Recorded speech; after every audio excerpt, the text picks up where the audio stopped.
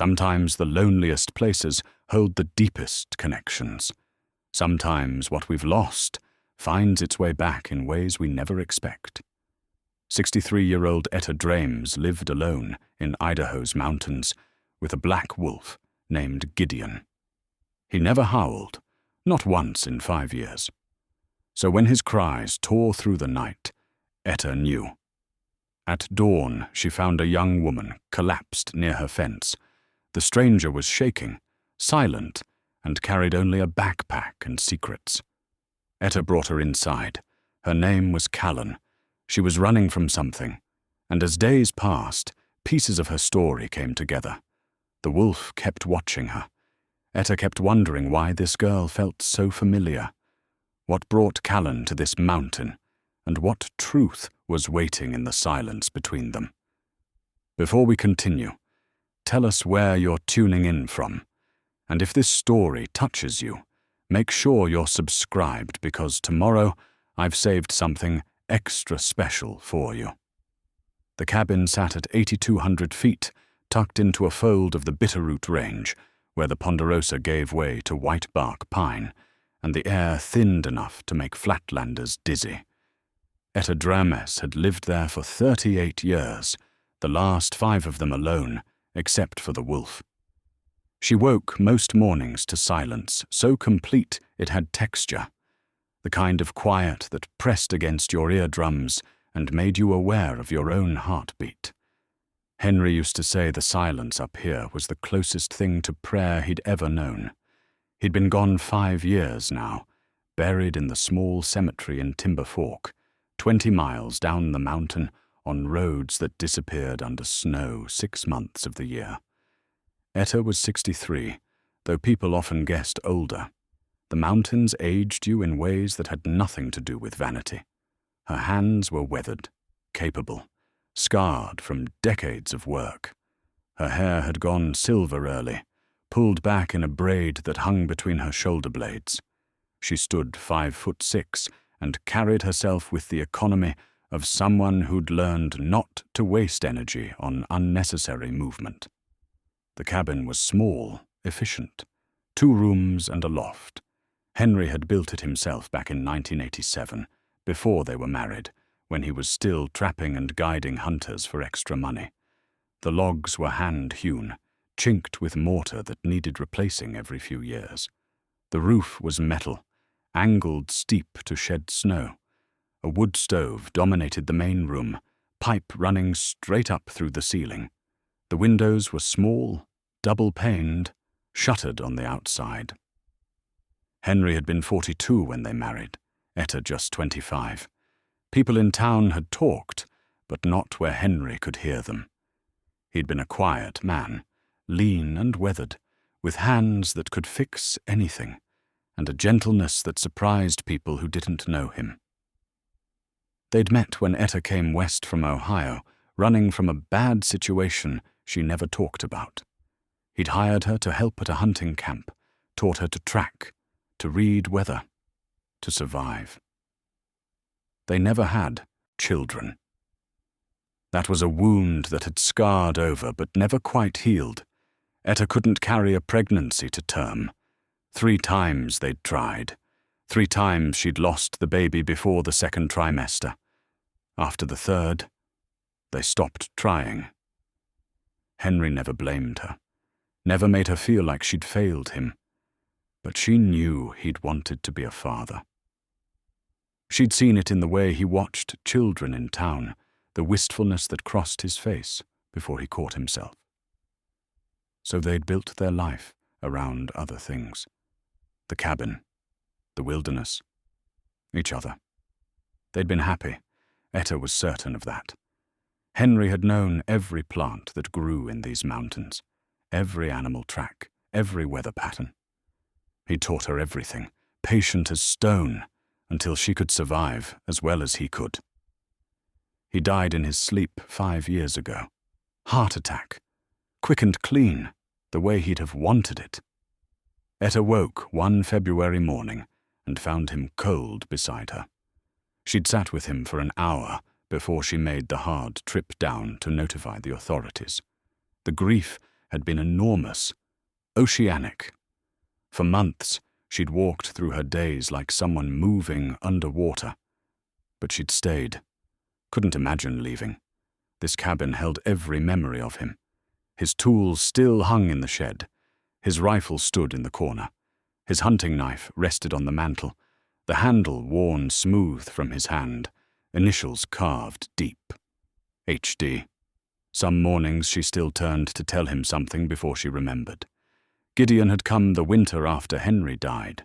She'd found him in a leg-hold trap some idiot had set illegally on Forest Service land. The wolf was young, maybe 8 months, half-starved and wild with pain. The trap had broken his left front leg. Any sensible person would have ended him quickly. Wolves were protected, but a wounded predator was dangerous, unpredictable. Etta had looked into his eyes and seen something she recognized, a will to survive that matched her own. She'd tranquilized him with medication she kept for emergencies, reset the leg as best she could, splintered it with aluminum and gauze. She'd built a cage in the shed and kept him there through that first winter, feeding him venison and elk, changing his dressings, talking to him in the same low, steady voice Henry had used with injured animals. By spring, the leg had healed crooked but functional. She'd opened the cage door expecting him to run. He'd walked out, circled the cabin twice, and settled on the porch. He'd been with her ever since. Gideon was huge now, nearly 140 pounds, black as midnight with amber eyes that missed nothing. He hunted his own food most of the time, disappearing for days, returning to sleep on the porch, or, in winter, inside by the stove. He never howled, never made a sound beyond the occasional huff or whine. Etta had read that wolves were social animals, that they howled to communicate with their pack. Gideon had no pack. Maybe he'd decided howling alone was pointless. She'd named him after her grandfather, a man who'd raised her after her parents died, a man who'd been steady, reliable, present. The wolf seemed to suit the name. Her routine was simple, unchanging. She woke at first light, built up the fire, made coffee in an enamel pot. She checked her trap line in winter, her garden in summer. She foraged constantly, mushrooms, wild onions, berries, roots. She hunted when she needed meat, fished the high lakes in season. She dried herbs, canned vegetables, smoked fish. She chopped wood, maintained her tools, repaired what broke. Once a month, weather permitting, she made the trip to Timber Fork. She'd load her old Toyota pickup with whatever she needed to trade or sell, herbs, tanned hides, smoked trout, and drive the winding road down. She'd buy supplies, flour, salt, sugar, coffee, ammunition, propane. She'd pick up her mail at the post office, exchange brief pleasantries with people who'd known Henry, and drive back up. The townspeople respected her mostly. They called her the Mountain Woman, with a mixture of admiration and wariness. A few of the old-timers remembered Henry, would ask how she was managing. She'd tell them fine, thank them for asking, and leave it at that. She didn't mind the solitude. Truth was, she preferred it. People required energy she no longer wanted to spend. Up here, life was direct. You stayed warm, or you froze. You found food, or you went hungry. You paid attention, or you died. There was a clarity to it that suited her. But sometimes, in the depth of winter, when the snow was too heavy to travel and the cabin felt smaller than it was, she'd find herself talking to Henry's ghost, telling him about her day, asking his opinion on some repair, admiring the sunset together the way they used to. She knew it wasn't healthy, knew she was probably going a little strange the way hermits did, but it comforted her, so she allowed it. Gideon was company of a different sort. He didn't judge, didn't require conversation. He simply existed beside her, a warm presence, a reminder that she wasn't entirely alone. That had been her life for 5 years. Predictable, manageable, hers, until the night Gideon started howling. Etta had been asleep, deep in a dreamless place, when the sound jerked her awake. At first, she didn't recognize it. The cabin was dark, the fire burned down to coals. Then it came again, a long, mournful cry that raised every hair on her arms. She sat up, heart hammering. Gideon stood on the porch just outside the door, head thrown back, howling at something she couldn't see. The sound was primal, full of urgency and grief, and it terrified her because, in 5 years, he'd never made a sound like it. She pulled on her boots and coat, grabbed the flashlight, and stepped outside. The night was clear, moon nearly full, stars so bright they seemed close enough to touch. The temperature had dropped into the 20s. Her breath plumed white. Gideon stood rigid at the edge of the porch, staring toward the tree line. She followed his gaze but saw nothing, just darkness and the vague shapes of pines. "What is it, boy?" Her voice sounded small against the vastness. He howled again, then looked at her. Even in the moonlight, she could see the intensity in his eyes. He wanted her to understand something. She stood there for 20 minutes, searching the darkness, listening. Nothing moved. No sound but the wind in the trees and Gideon's occasional whine. Finally, cold and confused, she went back inside. Gideon stayed out. He howled through the entire night. She didn't sleep. Just lay in bed, listening to that terrible, lonely sound and wondering what it meant. When dawn finally came, grey and cold, she dressed quickly and went outside. Gideon was gone. She found his tracks leading away from the cabin, towards the fence line at the edge of her property. She followed them through crusted snow, her breath ragged in the thin air. The tracks led to the northwest corner, where the forest pressed close. And there, collapsed against the fence post, was the girl. At first, Etta thought she was looking at a corpse. The girl was curled on her side, knees drawn up, one arm extended toward the fence, as if she'd been trying to climb over when she fell. She wore jeans, a flannel shirt, a thin jacket, nothing adequate for a night at this elevation. Her dark hair was matted with pine needles and mud. Her face was turned away. Etta's first instinct was to check for a pulse. She knelt in the snow, pulled off her glove, and pressed 2 fingers against the girl's throat. The skin was ice cold, but there, faint and slow, a heartbeat. "Hey." Etta shook her shoulder gently. "Can you hear me?" No response. The girl's breathing was shallow, barely visible. Hypothermia, certainly. Probably dehydration. Maybe worse. Gideon appeared from the trees, silent as smoke. He approached the girl, sniffed her carefully, then sat down and looked at Etta with what could only be described as expectation. "All right," Etta muttered. "Let's get her inside." The girl couldn't have weighed more than 120 pounds, but she was dead weight. Etta got her arms under the girl's shoulders and dragged her upright, then maneuvered her into a fireman's carry. The cabin was 200 yards away. By the time Etta reached it, her lungs were burning and her legs were shaking.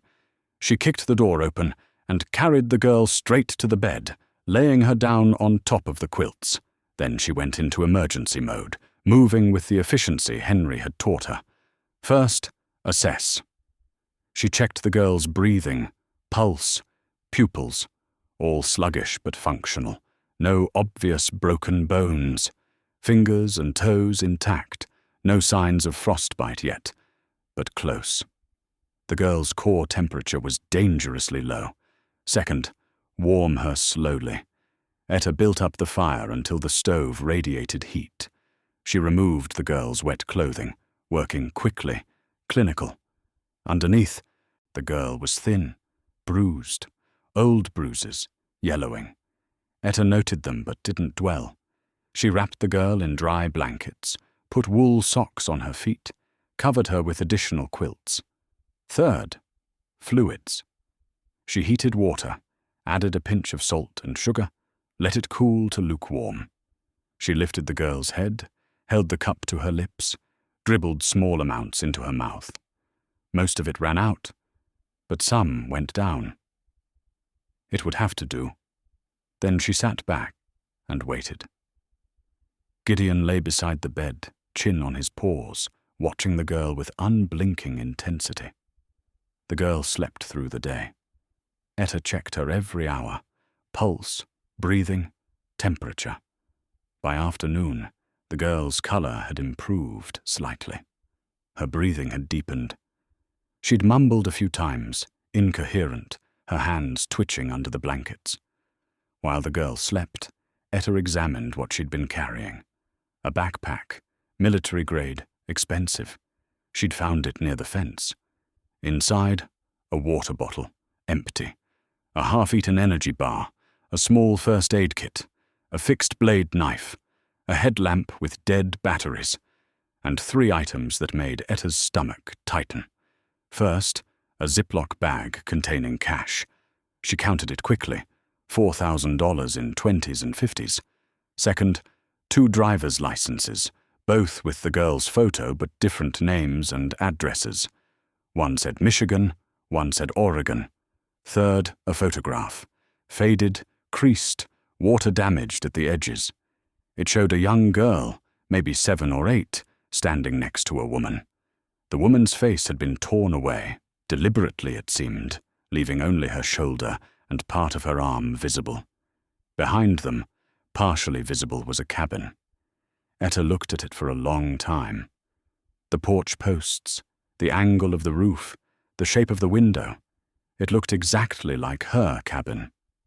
She set the photograph down carefully, her hands suddenly unsteady. Who was this girl? Why did she have fake IDs and thousands in cash? Why was she out here, underprepared and alone? And why?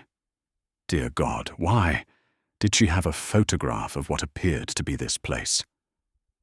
Etta sat at the table, the contents of the backpack spread before her, and tried to make sense of it. Every answer she came up with led to more questions. The girl was running from something, clearly, or running toward something. The money suggested criminal activity or escape from something bad. The fake IDs suggested she was hiding, but the photograph suggested she'd come here deliberately. Outside, the afternoon light was fading. Snow had started again, light flurries that would probably build overnight. Etta realized with a start that even if she wanted to get the girl down to town, to a doctor or the sheriff, she couldn't. The road would be impassable within hours. They were stuck here together, at least for a few days. The girl woke at dusk. Etta was at the stove, stirring a pot of venison stew, when she heard a sharp intake of breath behind her. She turned slowly, hands visible, non-threatening. The Idaho girl was sitting up, blankets clutched to her chest, eyes wild. She looked around the cabin frantically, assessing, calculating escape routes. Her gaze landed on Etta and held. "You're safe," Etta said quietly. "You were outside all night. Hypothermia. I brought you in." The girl's eyes darted to the door, then to the windows, then to Gideon, who'd raised his head at the sound of her movement. "That's Gideon," Etta said. "He won't hurt you. He's the one who found you." The girl stared at the wolf. Some of the panic faded from her face, replaced by confusion. She opened her mouth, closed it, tried again. Her voice came out as a rasp. "Where am I?" "My cabin. Bitterroot Range, Idaho. About 20 miles from the nearest town." The girl's face crumpled. For a moment, Etta thought she was going to cry, but she held it together. She pulled the blankets tighter and looked down at herself, realizing she was naked underneath. "I had to take your clothes off," Etta said. "They were wet. They're drying." She gestured to the line she'd strung near the stove. The girl nodded slowly. She looked exhausted, hollowed out. "What's your name?" Etta asked. A long pause. The girl seemed to be debating what to say. Finally, "Callen." "Just Callen?" "Callen Rue." "All right, Callen Rue. I'm Etta Drames. You've been here about 12 hours. You're lucky to be alive." Callen nodded again. She looked at Gideon, who hadn't taken his eyes off her. "Why is he staring at me like that?" "Don't know," Etta said honestly. "He's never acted this way before." She ladled stew into a bowl and brought it over. "Can you eat?" Callen took the bowl with shaking hands. She ate slowly at first, then faster, like someone who hadn't had a decent meal in days. Probably she hadn't. Etta waited until she'd finished before she spoke again. "I need to know if someone's going to come looking for you, if you're in some kind of trouble." Callen set the bowl down. She was quiet for so long that Etta thought she wasn't going to answer. Then, so softly, Etta almost missed it. "Maybe." "What kind of trouble?" "The kind that doesn't give up." Etta absorbed that. She thought about the cash, the fake IDs, the bruises. "You running from the law or from a person?" "A person." "He dangerous?" Callen met her eyes then. "Very." Etta nodded slowly. She'd been in that situation once herself, a lifetime ago. She recognized the look in Callen's eyes. "Hunted." "All right," she said. "You can stay here until the weather clears and you're strong enough to travel. Few days, probably. After that, you'll need to figure out where you're going." "Thank you." Callen's voice cracked on the words. "Don't thank me yet," Etta said. "I want to know why you have a picture of my cabin in your backpack." Callen's eyes widened. "You looked through my things. You were dying. I needed to know who you were. Now I need to know why you're here." But Callen had turned away, her jaw set. "I don't know what you're talking about." It was a lie. Etta could see it in the rigid line of her shoulders, the way she wouldn't meet her eyes. But she also knew pushing wouldn't work.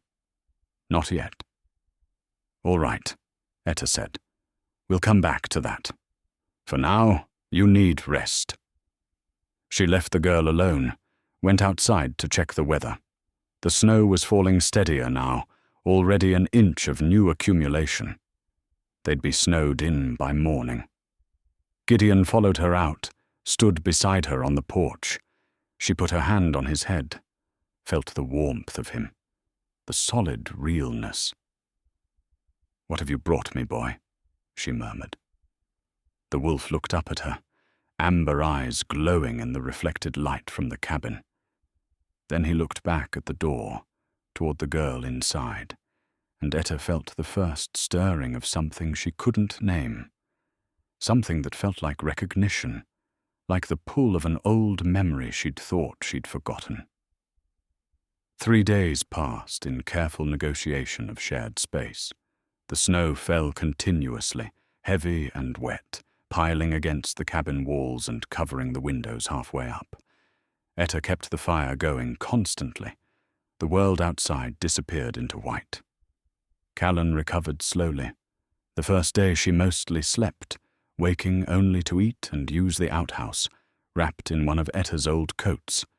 The second day she stayed awake longer, sitting at the table or in the chair by the fire, watching Etta work with a quiet intensity that made Etta self-conscious. By the third day, Callen was moving around the cabin, tentative but steady. She'd refused Etta's offer of clean clothes at first, insisting on wearing her own once they'd dried, but eventually she'd accepted a pair of wool socks and a thick sweater. She was taller than Etta had initially thought, maybe 5'8", with dark hair that hung past her shoulders and grey-green eyes that seemed older than her face. Etta guessed she was mid-20s, though something about her carried the weight of more years than that. They spoke little. Etta wasn't much for conversation anyway, and Callen seemed locked in her own thoughts, emerging only when necessary. But small moments of connection began to form. On the third morning, Etta was grinding dried herbs at the table, yarrow, elderflower, sage, preparing her winter medicine stores. Callen watched for a while, then asked quietly, "What's that for?" "Tea, mostly," Etta said. "Yarrow for fever, elderflower for colds, sage for just about everything." "My mother used to make something like that." Callen's voice was distant. She'd pick plants from vacant lots, said the city ones worked just as good as mountain ones. It was the first personal thing she'd shared. Etta kept her hands moving, not wanting to spook her. "She teach you their names?" "Some. I remember chickweed, dandelion, plantain for bee stings." A pause. "She died 6 months ago." "I'm sorry." Callen nodded, looking down at her hands. "Cancer. Quick at the end. She was only 47. Etta reached for the old tin where she kept her finished blends, the metal worn smooth from decades of Henry's hands, opening and closing it. She measured out a portion of the herbs into a smaller container and slid it across the table. "For grief," she said simply. "Steep it strong. Drink it before bed. Won't fix anything, but it helps you sleep without dreaming." Callen stared at the container, her throat working. Then she reached out and took it, closing her fingers around it carefully. "Thank you." Later that day, Etta showed her how to properly maintain the fire, how to bank the coals, when to add wood, how to adjust the damper. Callen absorbed the information quietly, then took over the task without being asked. Her movements were efficient, careful. She'd done physical work before. "You know your way around a wood stove," Etta observed. "Foster homes," Callen said. "Some of them were pretty basic. You learned to keep warm or you froze." Another piece of information, dropped casually, but weighted with meaning. Foster homes. No family. A mother who'd died young. Etta filed it away. On the 4th day, Callen offered to help with the trapline check. Etta almost refused. The girl was still recovering, and the trek was hard even in good conditions. But something in Callen's face made her reconsider. The girl needed to move, to be useful. Etta understood that.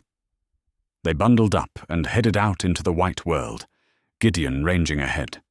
The snow was hip-deep in places, and they moved slowly, breaking trail. Etta had 6 traps set in a 2-mile radius.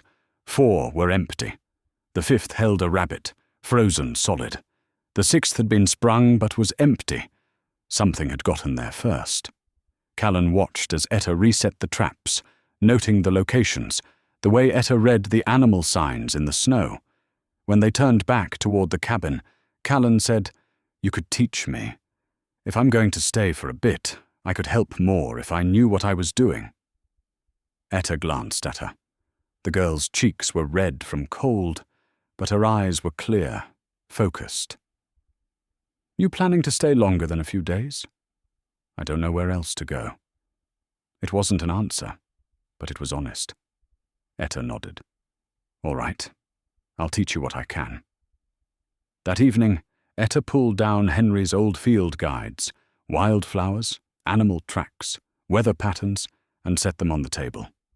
Callen paged through them carefully, reverently almost, as if they were precious artifacts. "Your husband's?" she asked, noticing the name written inside the cover. "Yeah, Henry. He died 5 years back." "I'm sorry," Callen said. "Was it sudden?" "Heart gave out in his sleep. Quick and clean. He'd have approved." Callen ran her fingers over Henry's handwriting. "Did you have children?" The question landed like a stone in still water. Etta took a breath. "No, couldn't carry them. We tried." "That must have been hard." "It was."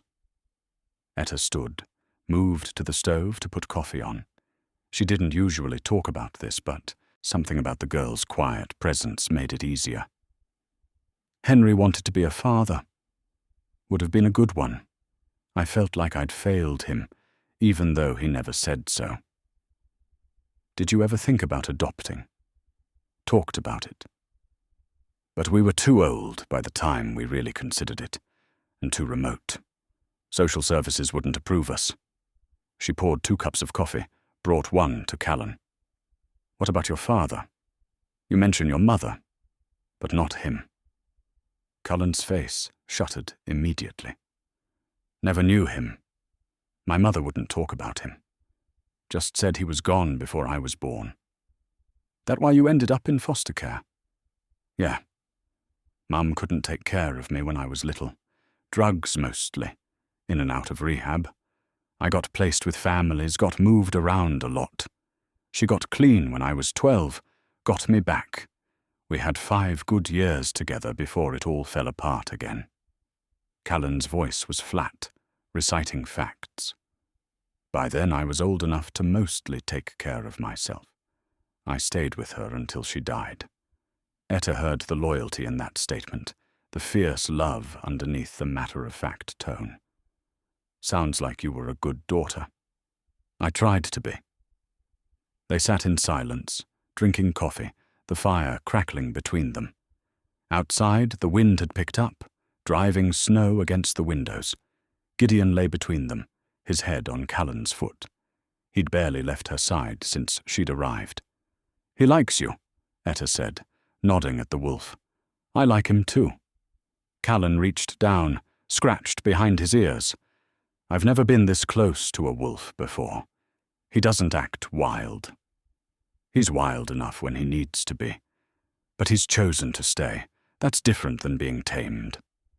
Callen nodded slowly, understanding something in that distinction.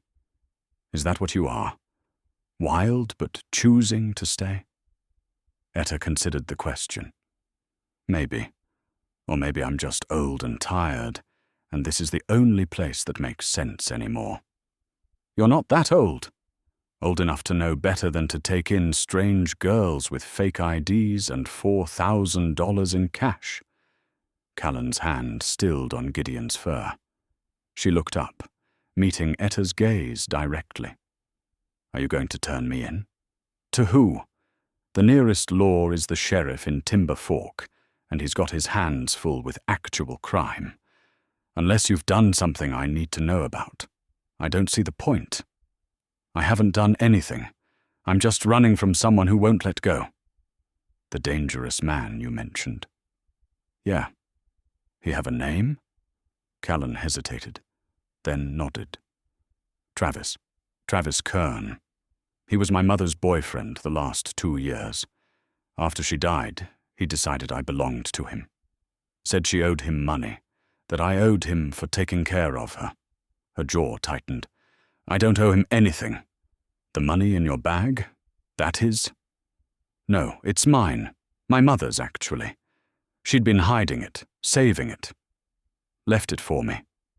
He thinks I stole from him, but it was never his. Etta nodded slowly. The picture was becoming clearer. A young woman, alone, escaping an abusive situation with whatever resources she could carry. It was a story as old as time. Etta had lived a version of it herself, decades ago. All right, she said. That's between you and him. But if he tracks you here, we need to know what we're dealing with. How dangerous is dangerous? Callen's face went pale. He put my mother in the hospital twice. He's got a record, assault, weapons charges. He's been to prison, and he doesn't give up once he's decided something is his. Does he know where you are?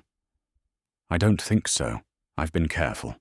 Used the fake IDs, paid cash, stayed off main roads. I've been traveling for 3 months, working my way west. She looked down. I thought if I got far enough away, he'd give up. But I keep seeing his truck, or I think I do. Maybe I'm just paranoid. Paranoid keeps you alive, Etta said, Trust that instinct. The fire popped, sending sparks against the screen. Outside, the wind howled, a sound that reminded Etta of Gideon's cries that first night. The night everything changed. "Why here?" Etta asked quietly. "Why did you come to these mountains specifically?" Callen was silent for a long moment. Then she stood, went to her backpack, and pulled out the photograph. She brought it back to the table and laid it down between them. "Because of this," she said. Etta stared at the photograph.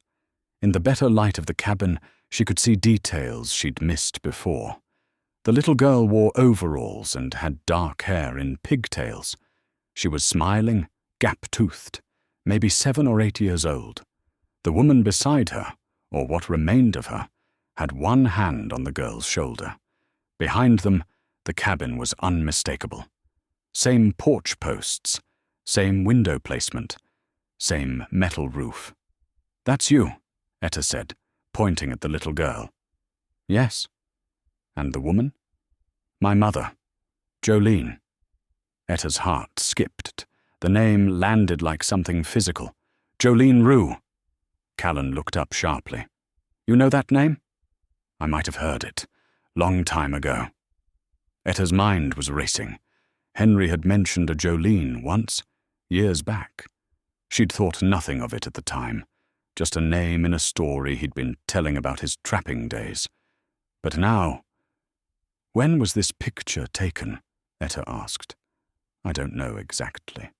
I'm guessing late 90s, based on how old I look. I don't remember it being taken. I don't remember being here at all." "Where did you get it?" "It was in my mother's things. She kept it in a box with other important papers, my birth certificate, her death certificate for her mother, a few letters. After she died, I went through everything. Found this." Callen touched the torn edge where the woman's face should have been. She'd ripped her own face out of it. "I don't know why."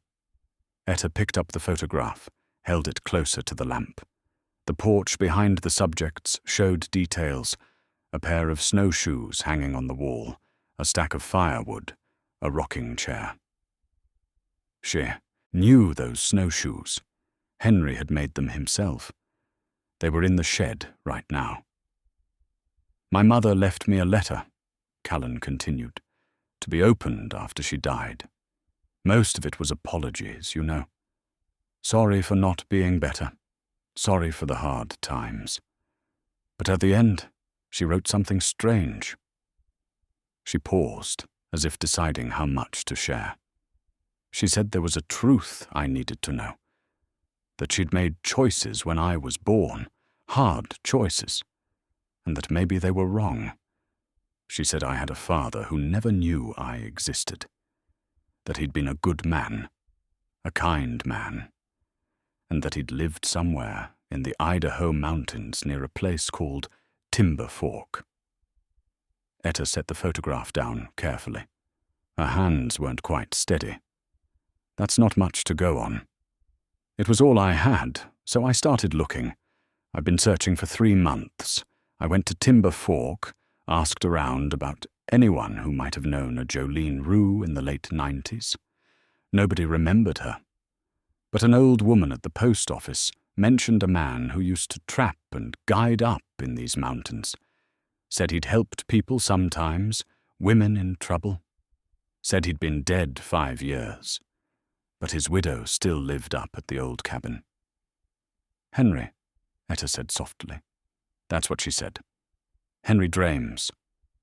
So I came looking. Took me 2 days to find this place. I got lost, ran out of food, kept going anyway because I didn't know what else to do." Callen's voice was raw now, exhausted. "I just wanted to know who my father was. I wanted to find him, meet him, ask him why he never came looking for me. But if this is the place, and Henry Drames is the man, then I'm 5 years too late." The words hung in the air. Etta felt like she'd been punched. Henry. A daughter. It wasn't possible. Or was it? She thought back to the early days of their relationship. Henry had been 42 when they met, a man with a past he didn't talk about much. He'd told her he'd never been married before, never had children. She'd believed him. She'd had no reason not to. But what if there had been something he hadn't told her? Some good deed? Some woman he'd helped who'd gotten pregnant? Henry had been that kind of man, protective, generous to a fault. If a young woman had shown up desperate and pregnant, he'd have helped her without question. "Did your mother ever tell you your father's name?" Etta asked. Callen nodded. "It's on my birth certificate. Partial, anyway. The paper got water damaged at some point. But I can read the first name. Henry." The room seemed to tilt. Etta stood abruptly, walked to the window, pressed her forehead against the cold glass. Outside, the snow was still falling, endless and silent. Her breath fogged the glass. Henry. A daughter named Callen. A woman named Jolene Rue. She turned back. "I need to show you something." She went to the trunk at the foot of the bed, the one that held Henry's personal things. She'd barely looked through it since he'd died. It hurt too much. But now she opened it, lifted out folded clothes and old maps until she found what she was looking for. A bundle of letters, tied with string. She'd found them years ago while cleaning, had skimmed them briefly. They were old, from before she'd met Henry. Love letters, she'd assumed, from some woman in his past. She'd felt a pang of jealousy and put them away. Henry's past was his past. She'd never looked at them again. Now she brought them to the table and untied the string. Her hands were shaking. She opened the first letter and read the date. April 1993. The handwriting was careful, feminine. It began, "Dear Henry, I don't know how to thank you for everything you've done. You saved my life, truly." Etta's throat tightened.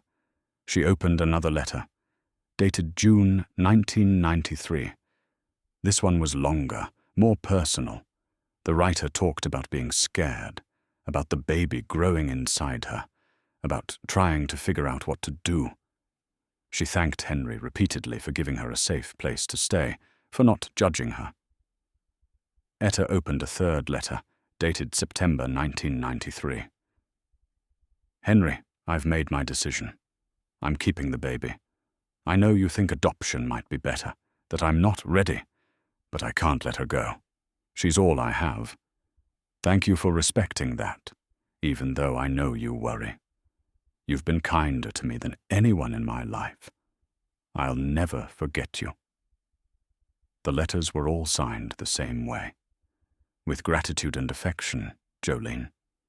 Etta looked up at Callen, who'd been reading over her shoulder. The girl's face was white, her eyes wide. "My mother was here," Callen whispered. "She stayed here. With Henry." "Looks that way," Etta managed, which means... Callen couldn't finish the sentence. Etta finished it for her. "Which means Henry might have been your father." The words sat between them, enormous and impossible. Etta thought she might be sick. Henry, a daughter. All these years, and he'd never said a word. But maybe he hadn't known. The letters suggested Jolene had left before the baby was born. Maybe she'd never told him. Maybe he'd spent the rest of his life wondering what happened to her and the child. "I need air," Etta said abruptly. She grabbed her coat and went outside, leaving Callen at the table with the letters spread before her. The cold hit her like a wall. She walked to the edge of the porch, gripped the railing, tried to breathe. Snow fell on her hair, melted against her hot face. Gideon appeared beside her, leaned his weight against her leg.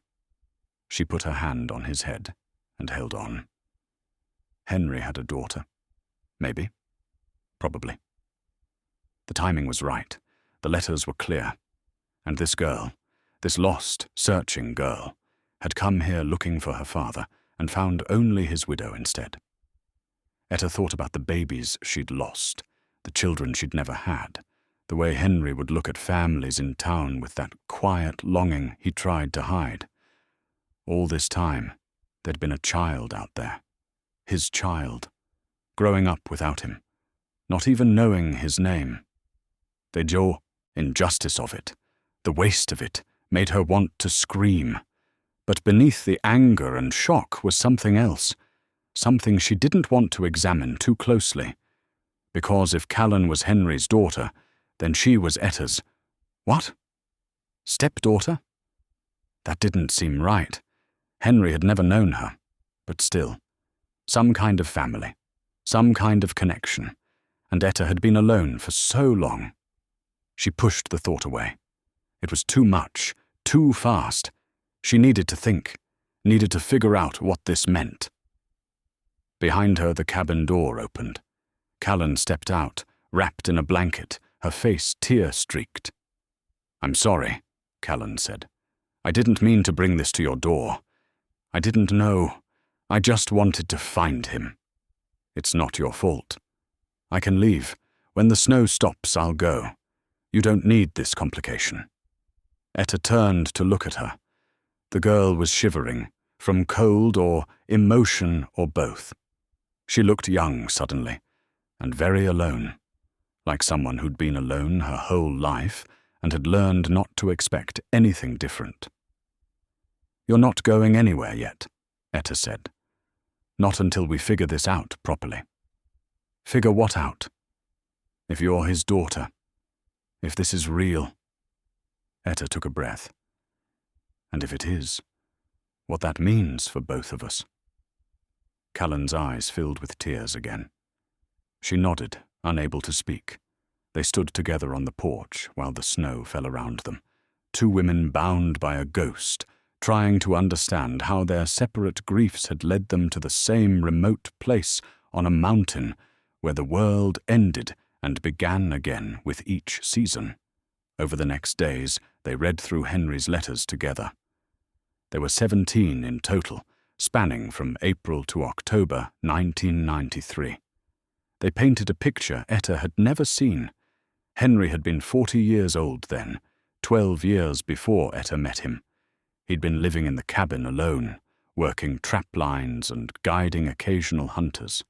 In April of that year, according to the letters, a young woman had shown up at his door in the middle of the night. She was 19, pregnant, running from a violent boyfriend. She had nowhere else to go. Henry had taken her in. The letters made it clear. He'd given her the bed, slept on the floor by the stove.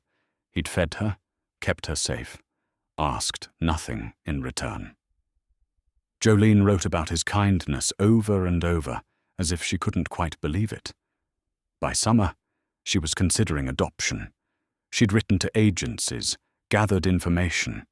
Henry had driven her to appointments in town, helped her sort through options. The letters from that period were anguished.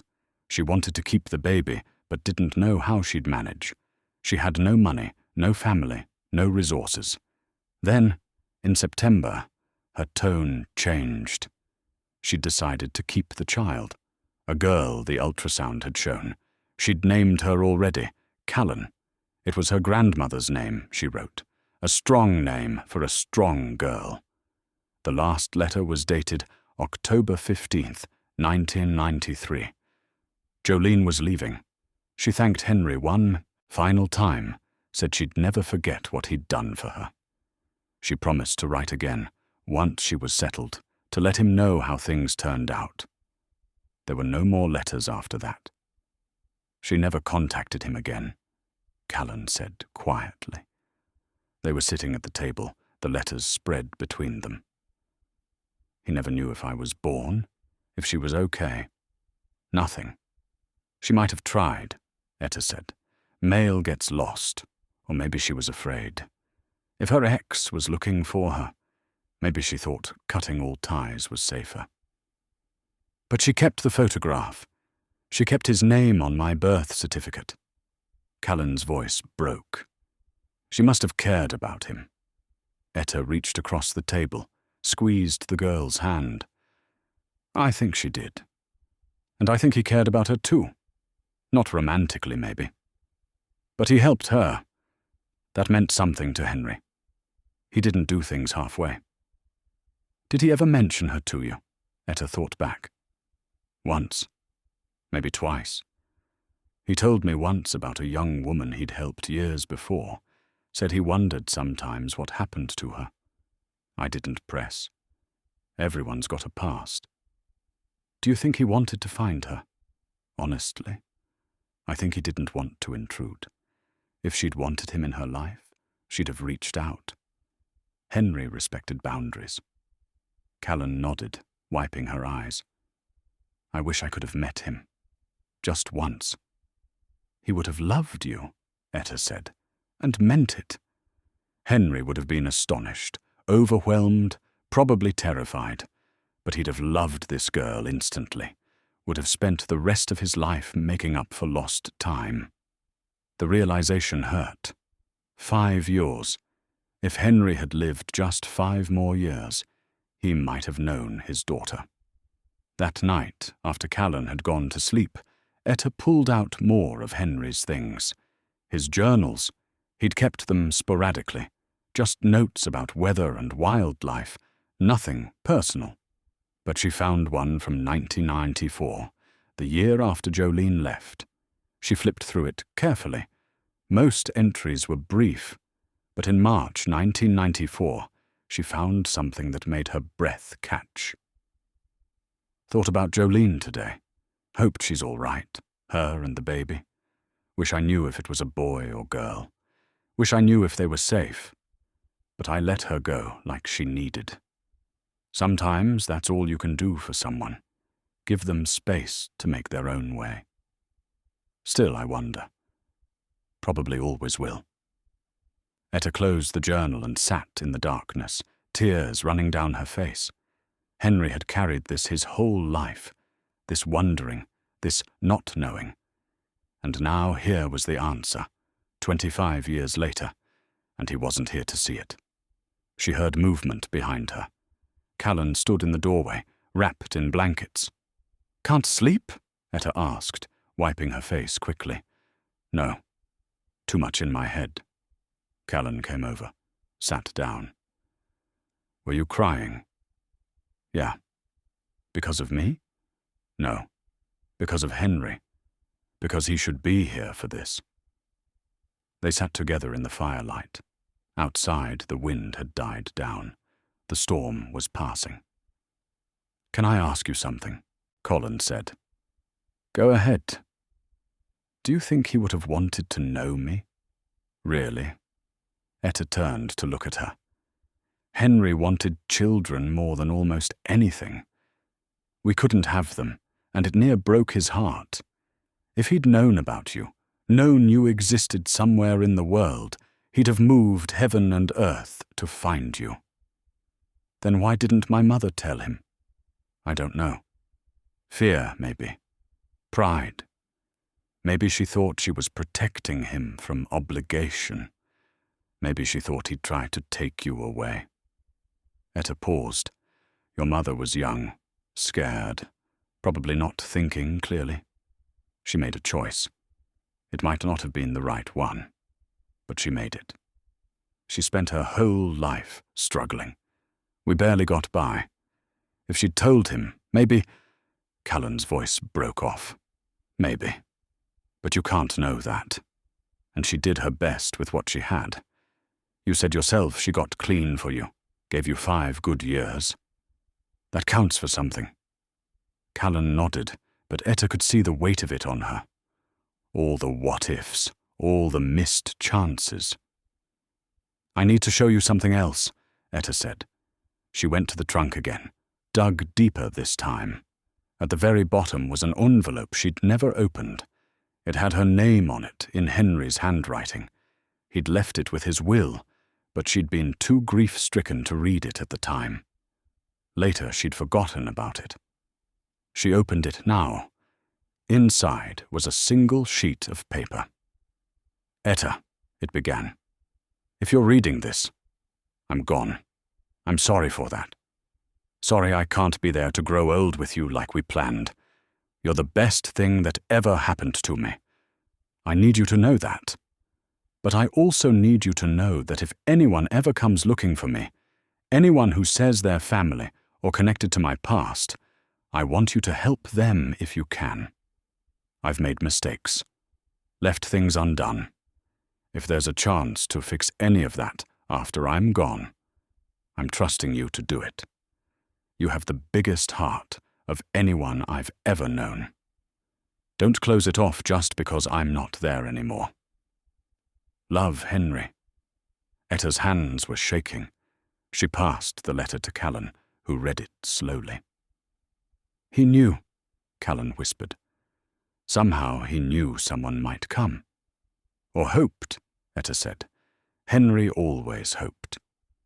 They sat there as the fire burned down to coals, both of them holding pieces of a man who'd been gone for 5 years, but whose presence still filled the cabin like smoke. Finally, Callen spoke. What do we do now? Now, Etta said, we figure out how to prove this.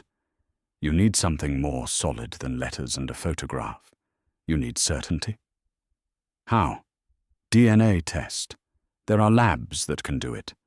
We'd need something of Henry's with his DNA. Hair, maybe, or... She stopped. He's buried in Timber Fork. If we had to, we could get a court order to... No. Callen's voice was firm. I'm not disturbing his grave. I don't need proof that badly. Etta studied her. You sure? I'm sure. I believe the letters. I believe the timeline. I believe I'm his daughter. That's enough. All right, Etta said. Then we accept it as truth and move forward. Move forward how? Etta took a breath. You're his daughter. That makes you family. My family now, strange as that sounds. So you stay. Long as you need to. We figure out the Travis situation. We build something here. Together. Callen stared at her. You're serious. I don't say things I don't mean. But you don't even know me. I'm a stranger who showed up half dead. I brought nothing but trouble. You brought yourself, Etta said, and you're Henry's daughter. That's not nothing. That's everything. Tears spilled down Callen's face. I don't know what to say. Don't say anything. Just stay. Be here. That's enough. They embraced then, awkwardly at first, then tighter. Two women who'd lost everything, learning to hold on to something new. Gideon, who'd been lying by the stove, rose and came to them. He pushed his massive head between them, forcing them to include him. They laughed through their tears, scratching his ears, all three of them bound together now in ways none of them could have predicted. Outside, the storm had passed. Stars emerged, brilliant and cold. The mountain settled into silence, and inside the cabin, something that had been broken for a very long time began, slowly, to mend. The morning brought clear skies and bitter cold. The snow had stopped, leaving nearly 2 feet of fresh accumulation. Etta woke early, built up the fire, and put coffee on. Callen emerged from the loft where she'd been sleeping, moving more easily now. Her color had returned. She looked stronger. Road should be passable in a day or 2, Etta said, if you need to get down to town for anything. Callen poured herself coffee, wrapped both hands around the cup. I was thinking about that, about what comes next. And I want to stay. But Travis is still out there. I need to deal with that somehow. You could go to the police and tell them what? That my mother's ex-boyfriend is threatening me. He hasn't actually done anything to me yet. Just implied things. Made threats. They can't arrest him for that. Etta nodded. She knew how these things worked. The law couldn't act until after the violence happened. So, what then? I don't know. Maybe I hide up here long enough that he gives up. Maybe I get far enough off his radar that he finds someone else to obsess over. Callen didn't sound convinced. Or maybe he tracks me here, and I have to deal with it directly. If he comes here, we deal with it together, Etta said. You're not alone anymore. Callen looked at her for a long moment. You'd really do that? Stand with me against him? You're family now. That's what family does. Something shifted in Callen's expression, like she'd been holding herself together with pure will and could finally let some of it go. Thank you, she said softly. They spent the morning working through the cabin's daily routines together.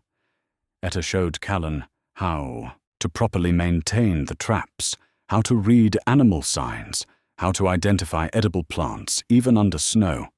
Callen absorbed it all with intense focus, asking questions, taking mental notes. You're a quick study, Etta observed. I've had to be. When you're moving around a lot, you learn to adapt fast or you don't survive. They checked the trap line together. 2 rabbits this time. Etta showed Callen how to clean them efficiently, how to preserve the hide, how to prepare the meat. Callen didn't flinch from the blood, worked with steady hands. Your mother teach you to hunt? Etta asked. No. Learned that in foster care. One of my placements was with a family that lived rural. They taught me fishing, trapping, butchering. I was good at it. They wanted to keep me, actually, but the state moved me anyway. I always wondered what would have happened if I'd stayed. You'd have learned this life earlier. Maybe. Maybe. Or maybe I wouldn't have been with my mum those last years. I don't regret that, even though it was hard. Back at the cabin, they prepared the meat together. Etta showed Callen her smoking setup in the shed, explained how she preserved food for winter. It was companionable work. Easy. Over lunch, Callen pulled out a water-damaged document from her backpack. She unfolded it carefully on the table. My birth certificate, she said. I wanted you to see it. Etta looked at it closely. The paper was old, stained, but readable. Callen Marie Roux. Born October 23rd, 1993. Mother, Jolene Ruth Roux. Father. The name was partially obliterated by water damage, but Etta could make out Henry and what looked like a D or P. The date matched. October 1993. The last letter from Jolene had been dated October 15th, 8 days before. She must have written that letter just before she went into labor, Etta said quietly, and then never contacted him again. Why? Etta traced the date with her finger. She thought about Jolene. 19, alone, with a newborn. Maybe she meant to and never got around to it. Life with a baby is overwhelming. Or maybe her ex found her, and she had to disappear completely. Or maybe she decided Henry had done enough, that she couldn't ask for more. But he would have helped.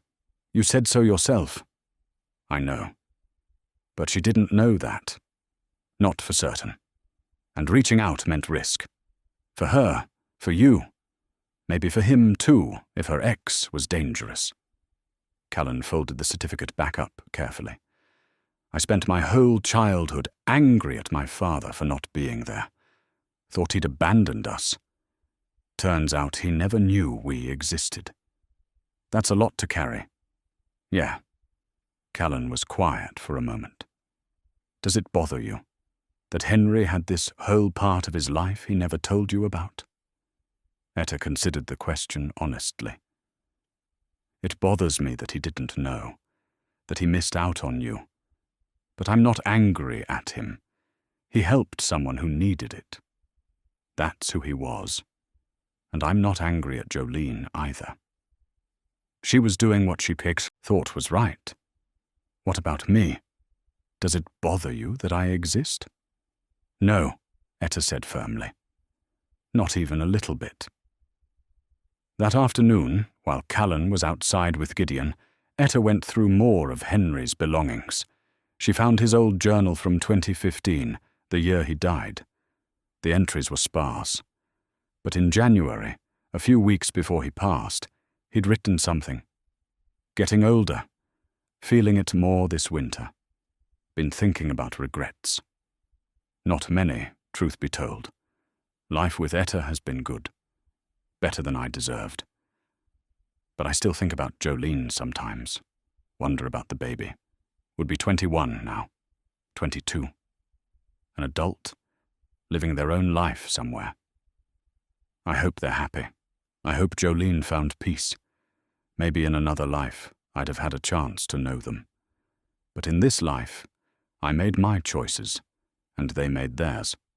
That's all right. It has to be. Etta closed the journal and pressed it against her chest. Henry had carried this his entire life, this wondering, this quiet grief for a child he'd never known. I found her, Etta whispered to his ghost. She's here, and she's wonderful. I wish you could see her.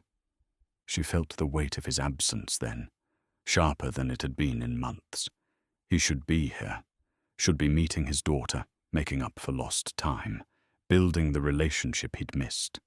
Instead, Etta was doing it for him, being his stand-in, trying to give Callen what Henry would have given her. It felt both heavy and right. When Callen came back inside, cheeks red from cold, Etta was at the stove making dinner, venison stew with dried vegetables and herbs. "Smells good," Callen said. "Henry's recipe. He was a better cook than me."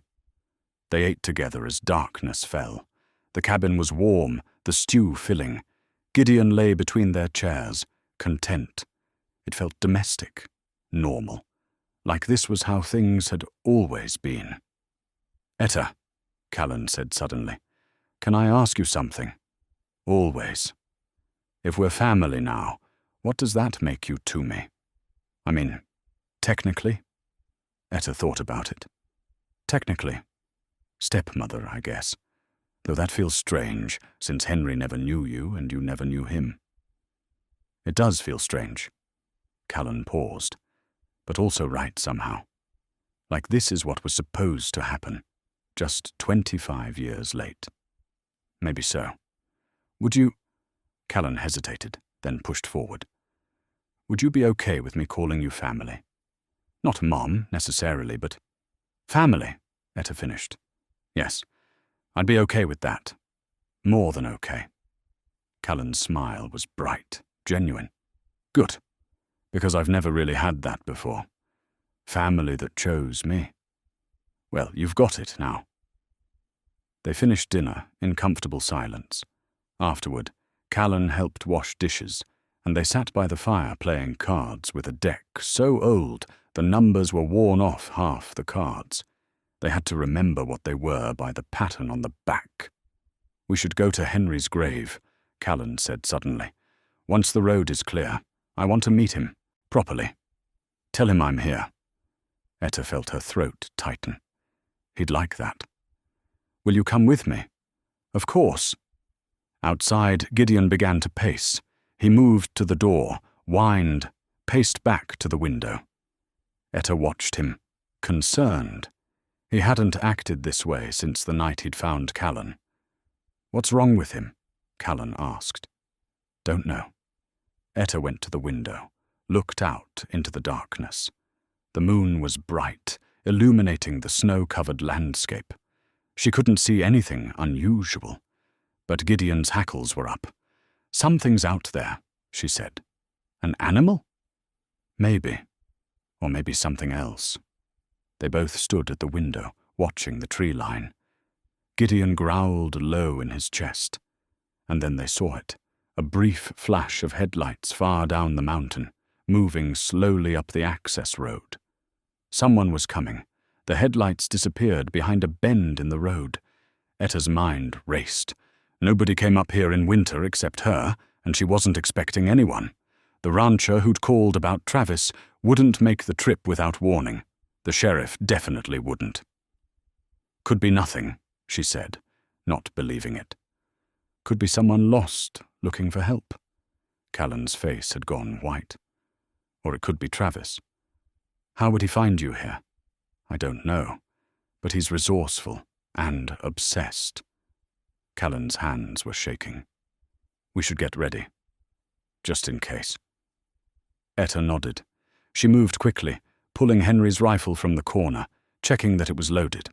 She handed Callen the shotgun from above the door. You know how to use this? Point and shoot, right? More or less. Etta showed her quickly. Safety, how to pump it, how to brace for the kick. Let's hope you don't need it. They killed the interior lights, moved to positions where they could see the approach road. Gideon stood at the door, rigid, alert. The minutes stretched out. Then the headlights appeared again, closer now, maybe a quarter-mile away. A truck, moving slowly through the snow. It might not be him, Callen whispered, but her voice carried no conviction. The truck stopped about 50 yards from the cabin. The engine cut off. The headlights died. For a long moment, nothing happened. Then a door opened and closed. A figure approached on foot, moving carefully through the deep snow. Not a large figure. Too small for a man. Etta's confusion deepened. The figure reached the edge of the porch light's reach and stopped. A woman's voice called out, uncertain and afraid. "Hello? Is anyone there? I need help." Etta and Callen exchanged glances.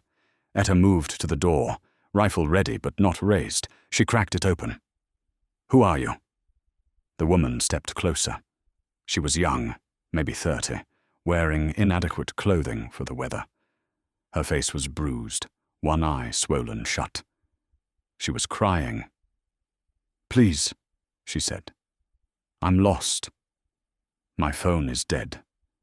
I've been driving for hours and I don't know where I am."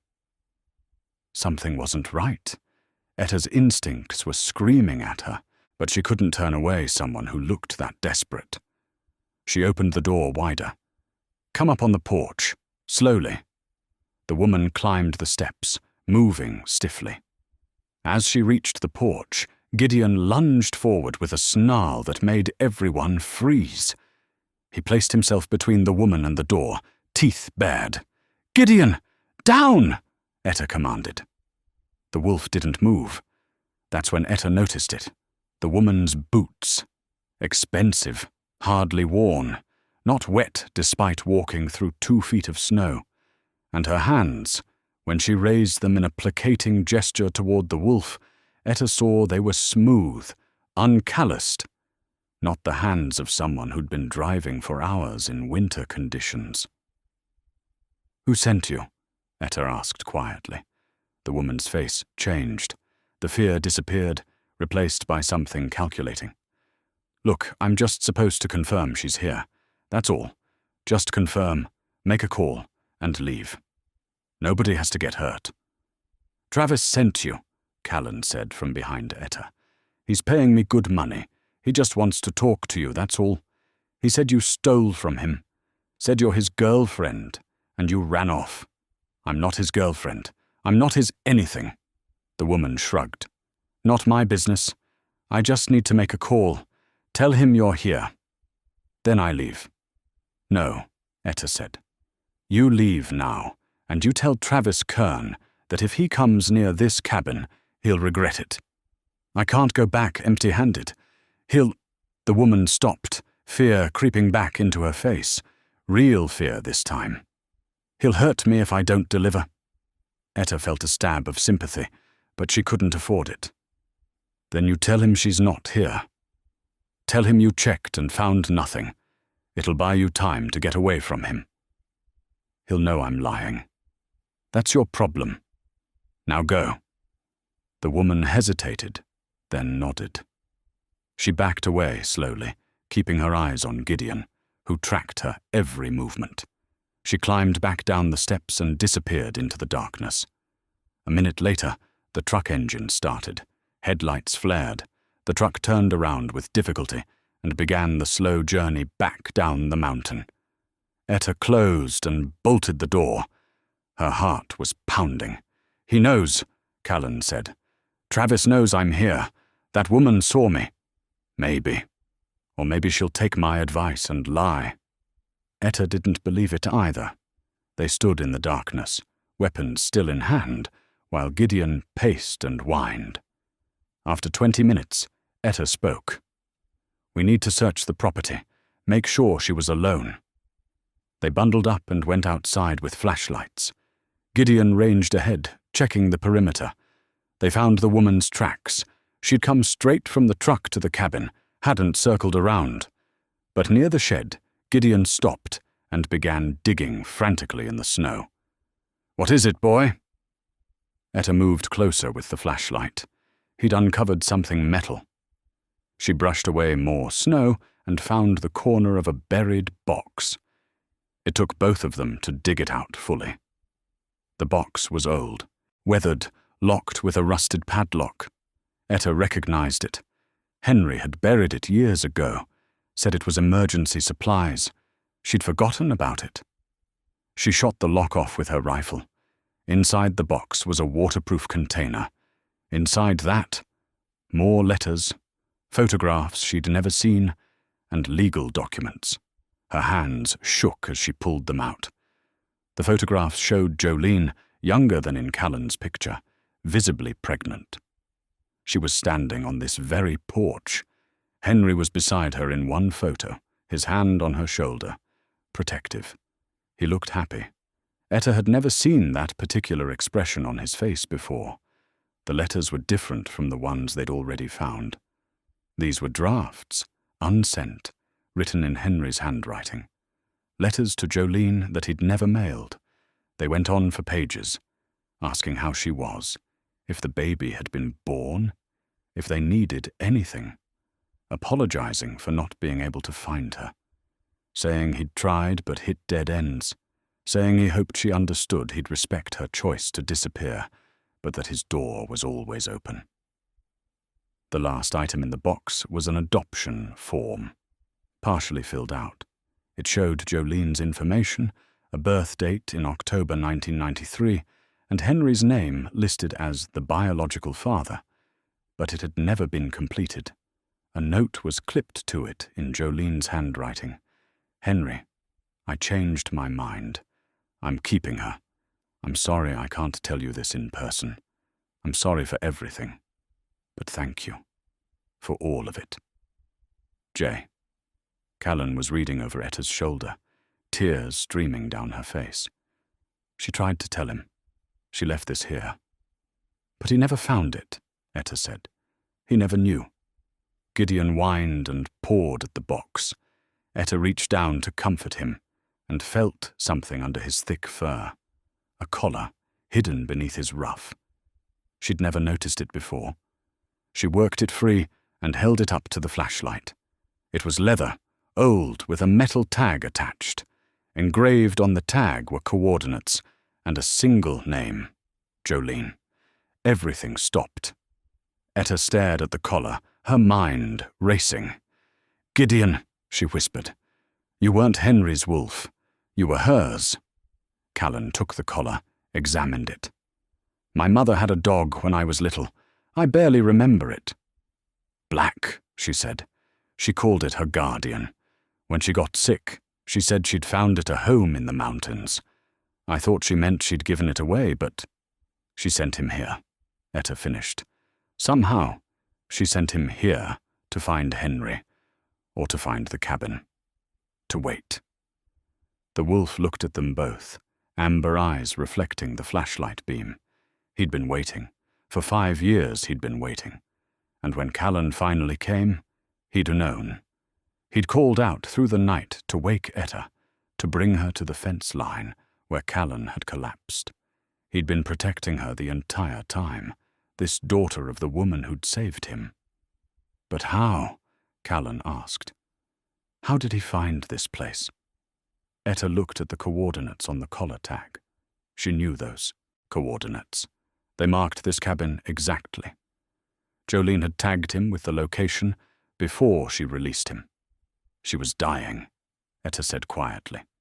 "She knew she was dying, and she knew you'd be alone. So she sent her dog, no, your dog, to the one place she thought might offer help, to Henry's cabin. She gave Gideon the coordinates and trusted he'd find his way." But Henry was already dead when Gideon arrived. She didn't know that. She'd lost touch years ago. For all she knew, Henry was still here, still alive. Etta's throat tightened.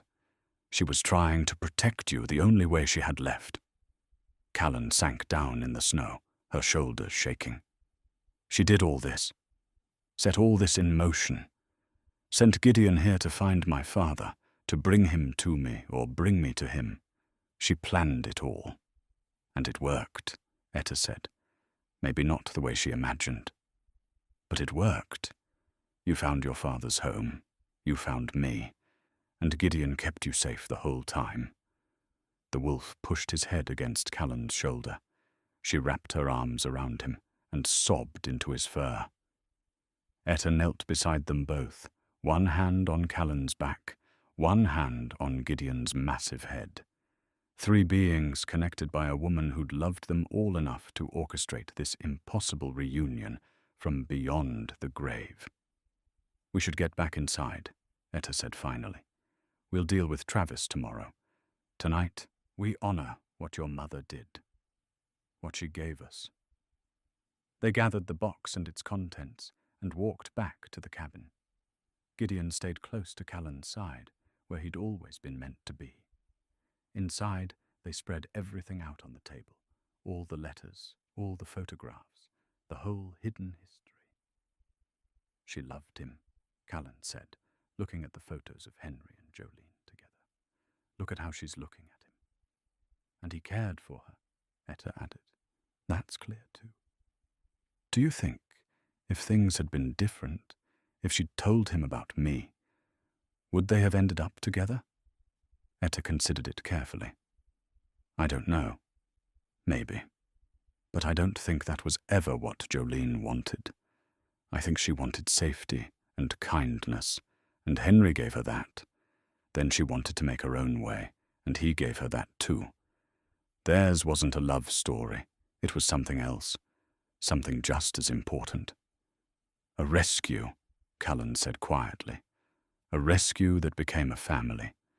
Just took 25 years to finish.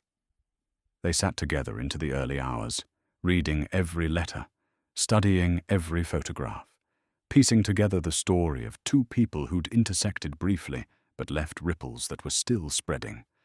And in the center of it all was Gideon, the guardian who'd bridged the impossible distance between past and present, loss and finding, loneliness and love. Outside, the night deepened. The mountain held its silence, and somewhere down below, a man named Travis Kern was deciding whether to come for what he thought was his. But up here, in a cabin at the edge of the world, 3 survivors were, learning that family wasn't something you were born into. It was something you built from whatever pieces you were given, no matter how broken they seemed at first. Morning brought a phone call. Etta's landline, an old rotary phone Henry had insisted on keeping, rang just after dawn. She answered it warily. Mrs. Drames? The voice was male, unfamiliar.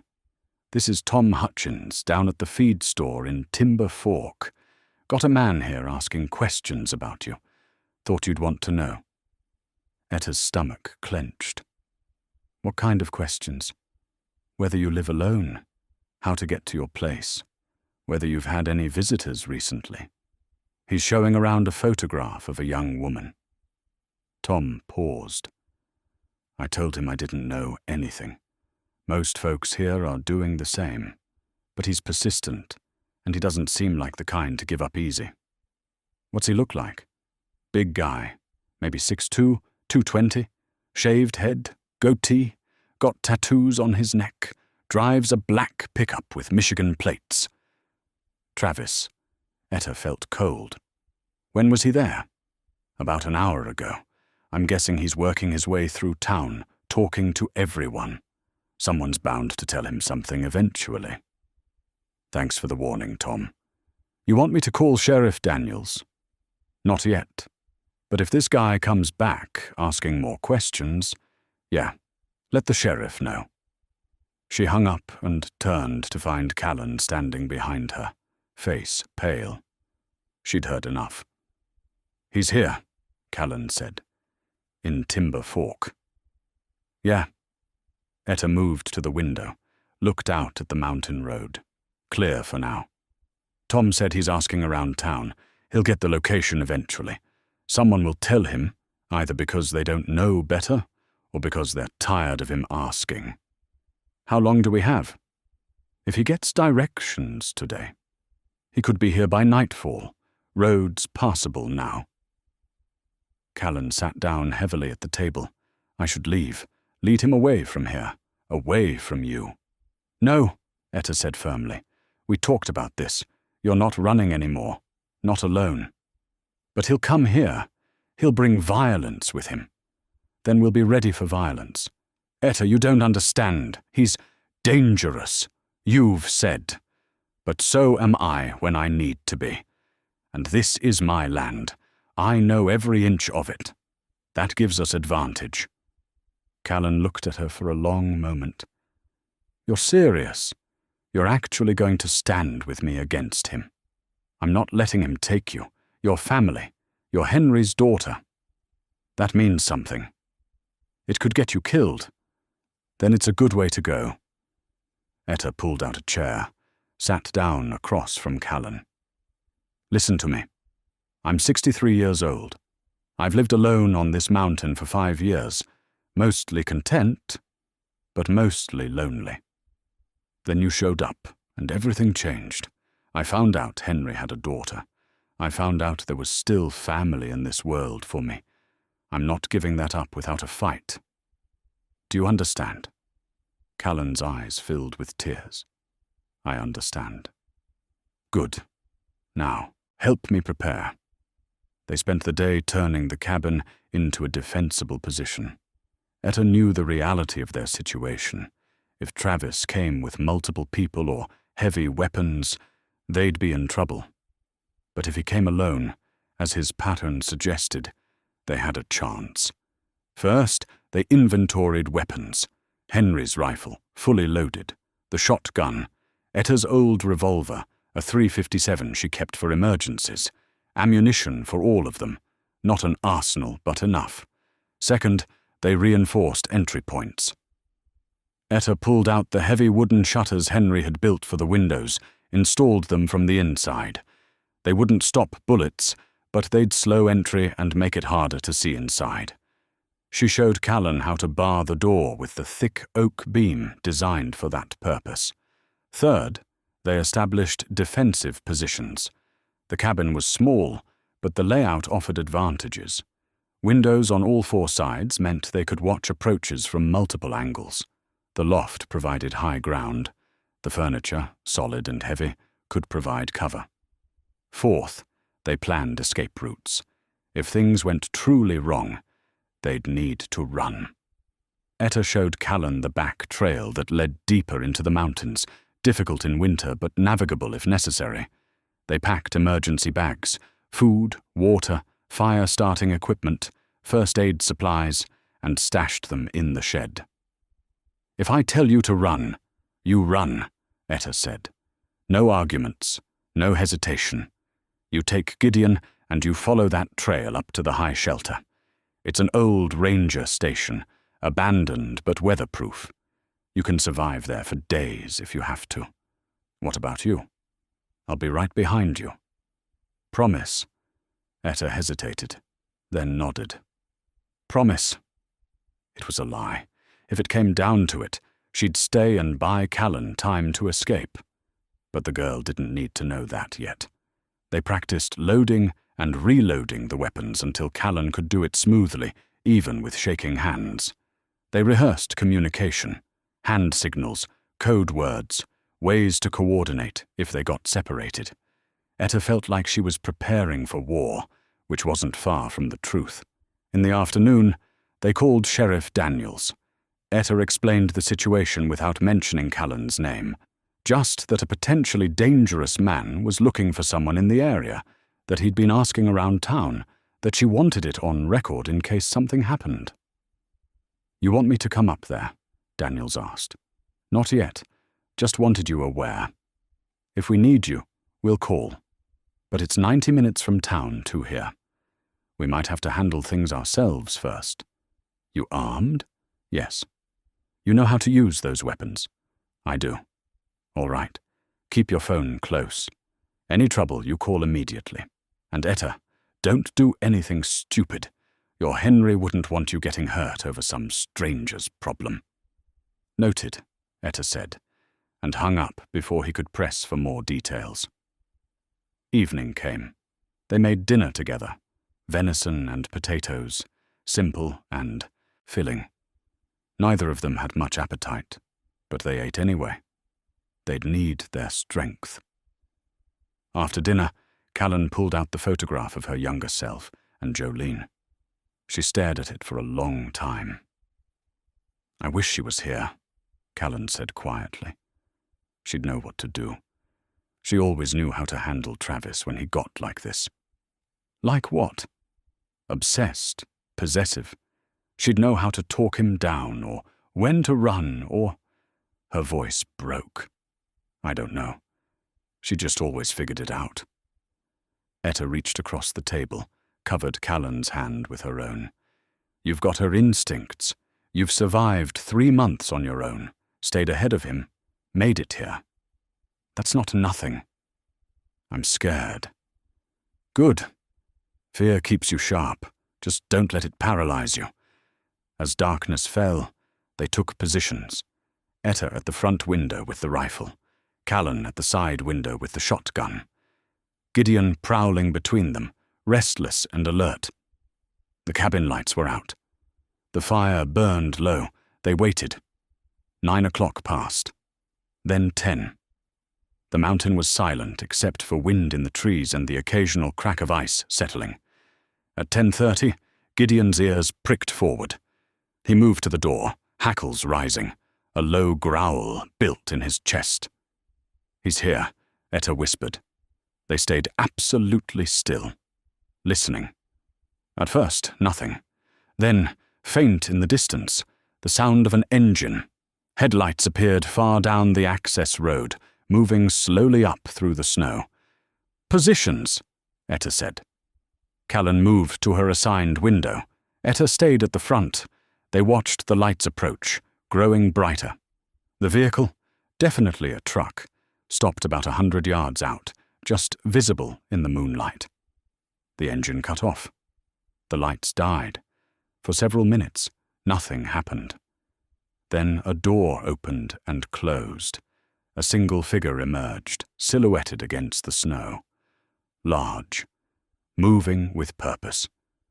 That's him, Callen whispered. That's Travis.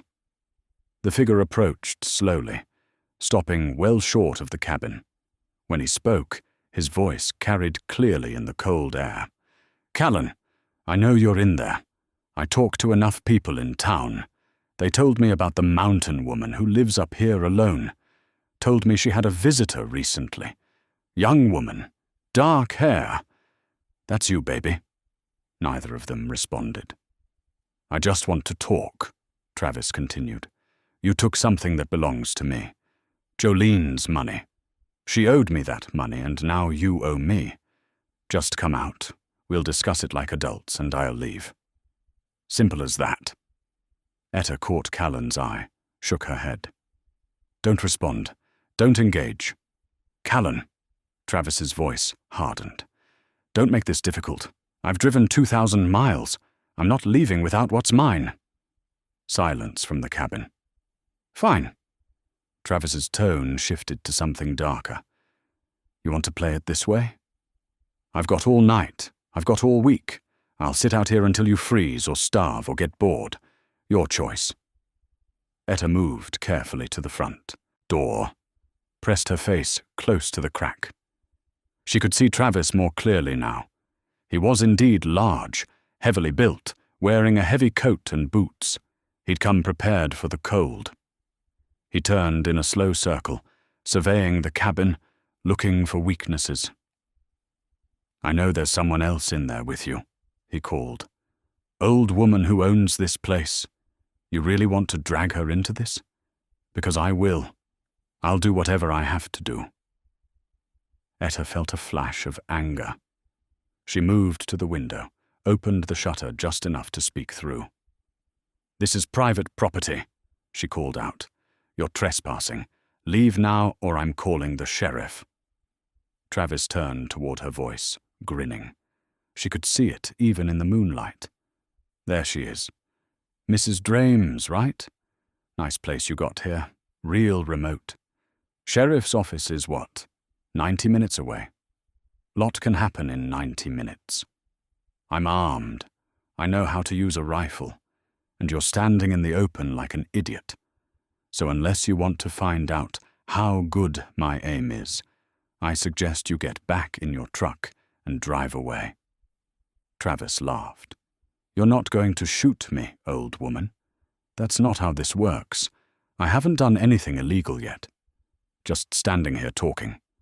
But I will do something if you don't send Callen out. That's on you." He was right, and Etta knew it.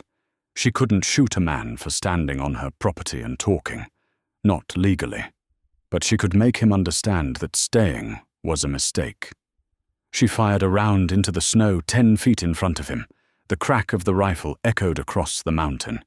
Travis jumped back, startled, then angry. "You crazy bitch! Next one won't miss. Get off my land."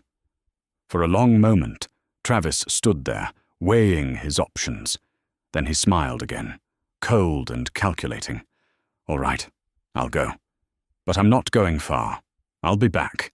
And next time, I won't be standing in the open like an idiot." He walked backward to his truck, keeping his eyes on the cabin. Got in. Started the engine. The headlights flared, and he drove away slowly, deliberately, making sure they knew he was in control of when he left. When the lights disappeared around the bend, Etta let out a breath she didn't know she'd been holding. "He'll be back," Callen said. "I know." "Tonight? Maybe. Or maybe he'll wait, make us nervous. Either way, we stay ready." They maintained their positions through the night, taking turns resting while the other kept watch. Gideon never relaxed, staying alert, watching the darkness. The hours crawled past. At 4 a.m, when exhaustion was making Etta's eyes heavy, Gideon's growl brought her instantly awake. She looked out the window and saw movement near the shed. A shadow, low and careful. Travis had come back on foot, trying to approach unseen. "He's at the shed," Etta whispered. Callen moved to the side window. "I see him." They watched as Travis circled the cabin, testing windows, looking for an easy entry point. He'd underestimated them, thought they'd be asleep by now. When he reached the back door and tried the handle, Etta fired another warning shot through the closed window, shattering the glass. Travis dove for cover behind the woodpile. "Okay," he shouted. "Okay, you want to do this the hard way? Fine." He emerged with a rifle of his own. The game had changed. The first shot from Travis's rifle punched through the front door, splintering wood 6 inches from where Etta had been standing. She dropped low, heart hammering. Callen returned fire from the side window, the shotgun blast deafening in the confined space. Travis scrambled for better cover behind the shed. "He's got a rifle," Callen said, her voice tight. "This changes everything. Stay low, don't give him a target." Etta moved to a new position, away from the door. The cabin suddenly felt very small. Travis fired twice more, methodical, testing their defenses. One round hit the shutter over the front window, slamming it inward. The other went high, burying itself in the log wall. He was finding his range. "Callen!" Travis shouted. "This is stupid! Just come out and nobody has to die!" "Go to hell!" Callen shouted back, and Etta felt a surge of pride, even as she winced at the tactical error of revealing her position. Travis fired at the sound of her voice. The round shattered the window beside Callen, showering her with glass. She ducked, cursing, bleeding from a cut on her cheek. "You okay?" Etta called. Yeah, I'm fine." Gideon paced frantically between them, wanting to act but held back by Etta's command to stay. His instinct was to attack, to drive off the threat. But she needed him inside, needed him as a last line of defense if Travis made it through the door. Travis circled, moving to the back of the cabin where the windows were smaller. Etta heard him testing the back door, putting his weight against it. The bar held, but the frame creaked. Another few attempts and he might break through. "We need to slow him down," Etta said. "He gets in here, it's over." She moved to the back window, careful to stay out of the sight line. When Travis's shadow appeared, reaching for the door again, she fired through the wall where she estimated his position would be. A cry of pain told her she'd scored a hit, not fatal, but enough to hurt. "You shot me!" Travis's voice was enraged now, the control slipping. "You actually shot me!" "Told you I knew how to use this rifle," Etta called back. "Leave now while you still can." But she knew he wouldn't. Men like Travis didn't retreat once their pride was wounded. If anything, she'd made things worse. He began firing systematically at the cabin, round after round, forcing them to stay down. Wood splinters filled the air. One of the oil lamps exploded, sending kerosene across the floor. Etta scrambled to prevent fire, smothering it with a blanket, while Callen provided covering fire. "We can't keep this up," Callen shouted over the gunfire. "He's got more ammunition than we do." She was right. Etta did a quick count. Maybe 20 rounds left for the rifle, half that for the shotgun. If this turned into a prolonged firefight, they'd lose. Then Gideon made the decision for them. The wolf had been watching Travis through the broken window, tracking his movement. When Travis moved to the side of the cabin, momentarily exposed, Gideon launched himself through the window opening before Etta could stop him. "No!" Etta screamed. But it was too late.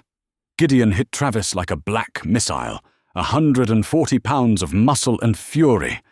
Travis went down hard, his rifle flying from his hands. He screamed as Gideon's jaws found his arm, clamped down. They rolled together in the snow, Travis trying to fight off the wolf, Gideon relentless. "Get him off me! Get him off!" Travis was panicking now, all his bravado gone. Etta grabbed her rifle and ran outside, Callen right behind her.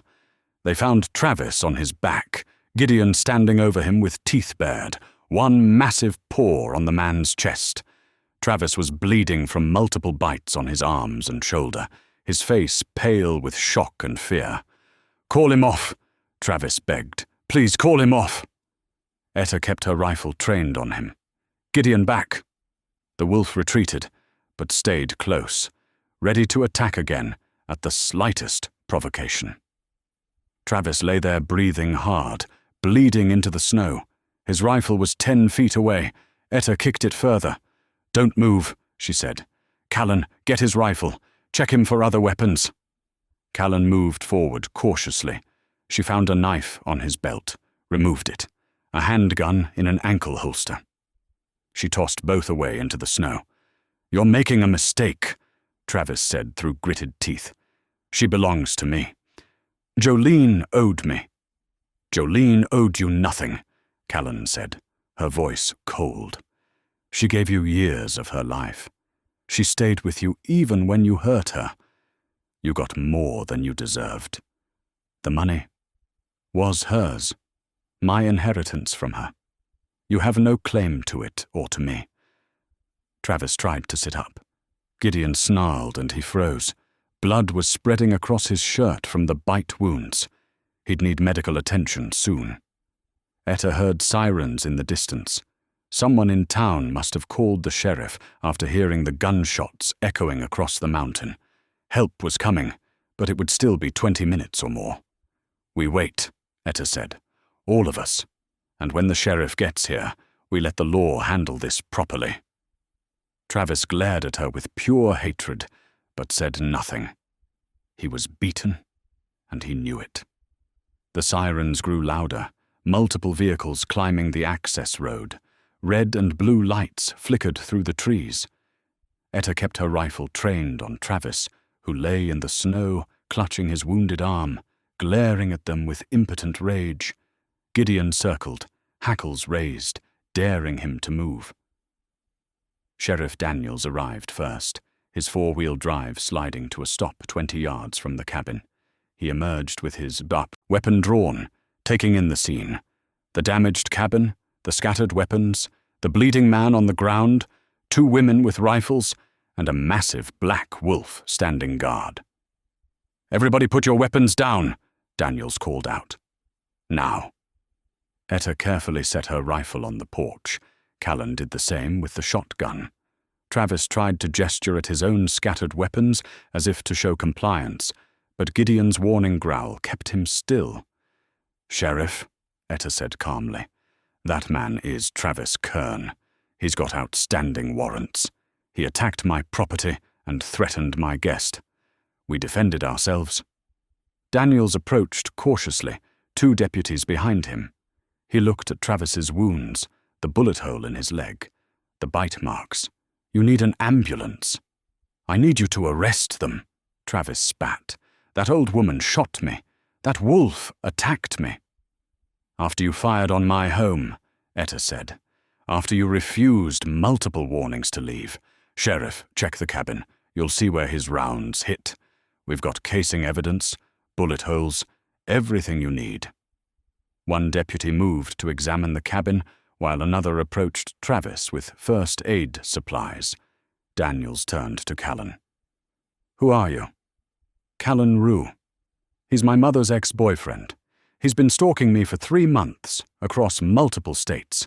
He showed up here last night and came back armed this morning when I refused to go with him." "That true, Kern?" "She stole from me. $4,000. Her mother owed me. The money was my inheritance," Callen interrupted. "From my mother's estate. He has no legal claim to it or to me." "Check his record. Assault charges, weapons violations. He's violated parole by crossing state lines with a firearm." Daniels pulled out his radio, called in Travis's name. The response came back quickly. "Outstanding warrants in Michigan and Ohio. Parole violation confirmed." Daniels' expression hardened. "Travis Kern, you're under arrest." He nodded to his deputies, who moved in to cuff Travis despite his protests and his wounds. "This is bullshit. They shot me. That animal tried to kill me." "You fired on a residence," Daniels said. "Threatened 2 women. They had every right to defend themselves. Now shut up before I add more charges." The ambulance arrived 10 minutes later, lights flashing. Paramedics loaded Travis onto a stretcher, still protesting, still threatening. Etta watched him go with a mixture of relief and exhaustion. Daniels took their statements separately, recording everything. The deputy confirmed bullet damage to the cabin, found casings from Travis's rifles scattered around the property. The physical evidence supported their account completely. "He'll go to prison," Daniels said when he finished. "Federal charges for the parole violation, plus whatever charges we add here. Assault with a deadly weapon, at minimum. Probably attempted kidnapping. He won't be bothering you again." "Thank you," Callen said quietly. Daniels looked at her carefully. "You planning to stay in the area?" She glanced at Etta, who nodded. "Yes, I'm staying." "Good. We'll need you for trial when it comes. And Miss Rue, you did the right thing, calling for help, standing your ground. Too many women don't." After the sheriff left, Etta and Callen stood on the damaged porch, watching the tail lights disappear down the mountain. Dawn was breaking, pink and gold across the peaks. The world looked scrubbed clean by the night's violence, ready to begin again. "It's over," Callen said, as if she couldn't quite believe it. "It's over," Etta confirmed. Callen turned to Gideon, knelt down beside him. The wolf had blood on his muzzle, not his own. She wrapped her arms around his neck.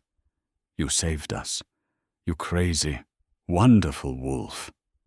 Gideon leaned into her, rumbling contentment. He'd done what he was meant to do, protected the pack, protected his person. He's earned his keep, Etta said, scratching behind his ears. Though we'll probably need to explain to the sheriff that he's not a danger to anyone except people who attack his family. His family, Callen repeated softly. That's what we are now, aren't we? A family. Strange kind of family. Old woman, young runaway, and a wolf. The best kind, Callen said, and smiled through her exhaustion. They went inside and surveyed the damage. Bullet holes in the walls and door, broken windows, shattered lamp, the floor covered with glass and wood splinters. It would take work to repair, but it was fixable. Everything was fixable now. Etta made coffee, while Callen swept up the worst of the debris. Gideon collapsed by the stove, finally allowing himself to rest. The adrenaline was wearing off, leaving them all shaky and tired. We should sleep, Etta said. Few hours at least. Everything else can wait. After we board up the broken windows, Callen said. Can't have snow getting in. They worked together in the early light, patching what they could with plywood and tape. Temporary repairs, but sufficient.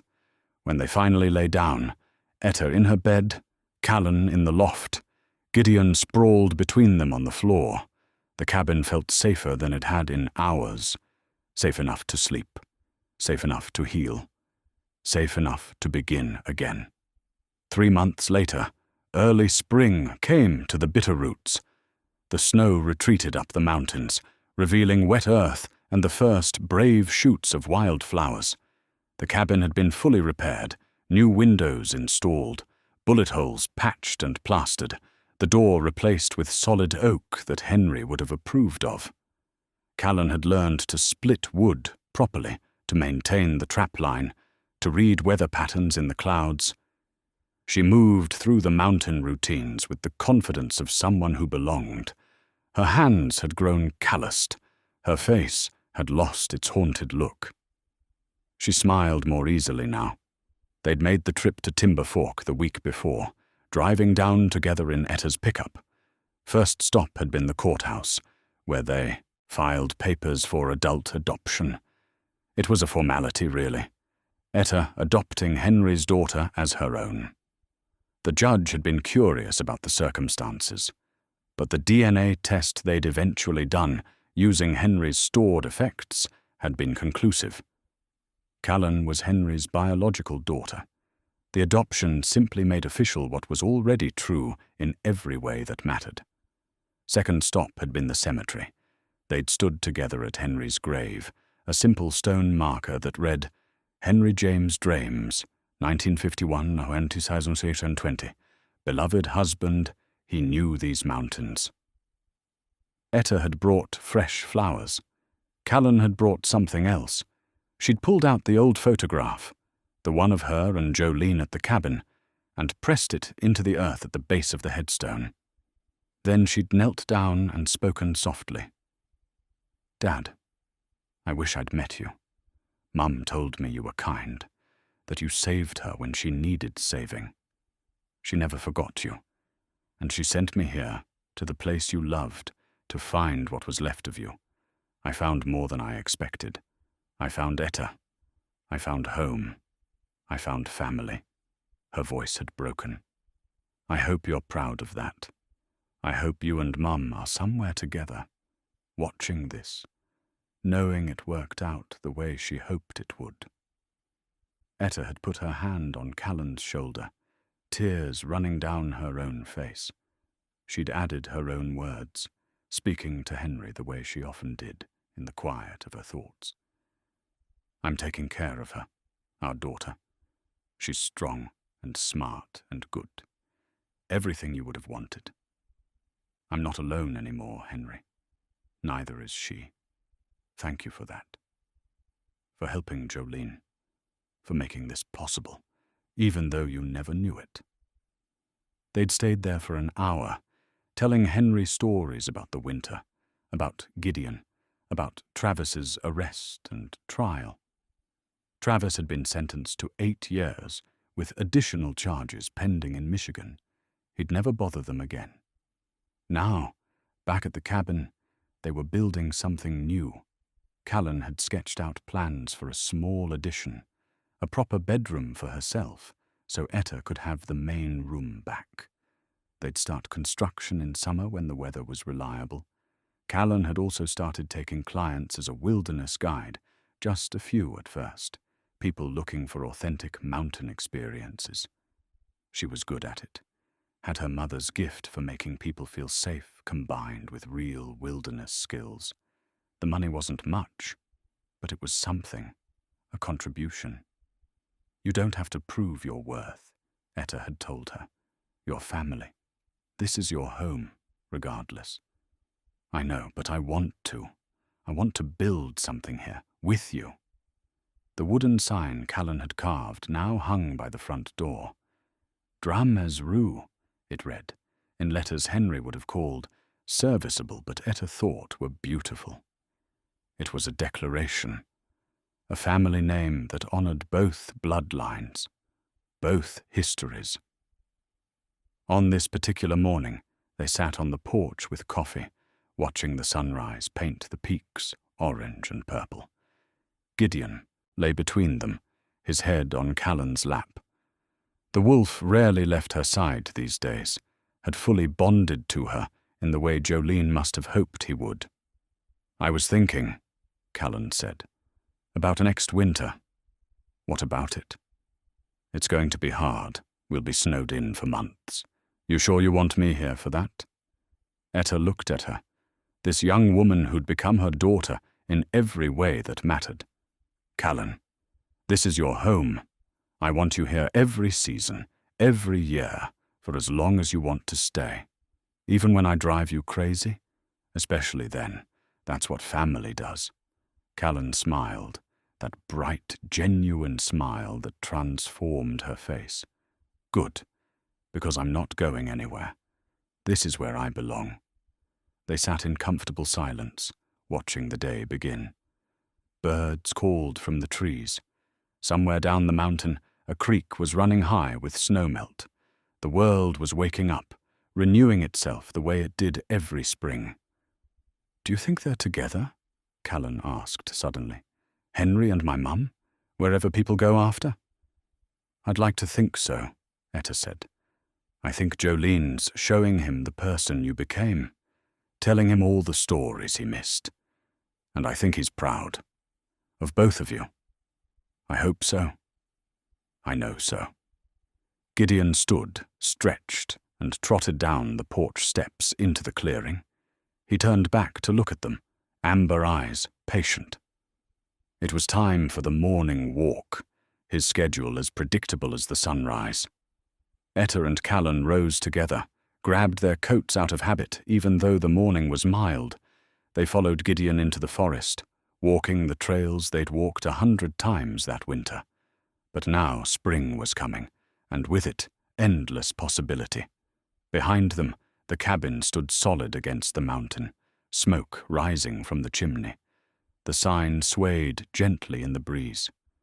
Drames Rue, a family forged from loss and loneliness, from chance and choice, from a wolf's howl on a winter night, and a mother's desperate hope that love would find a way. It had found a way. It always did, up here where the wild didn't give answers easy, but always told the truth. The truth was this. They were home. They were family.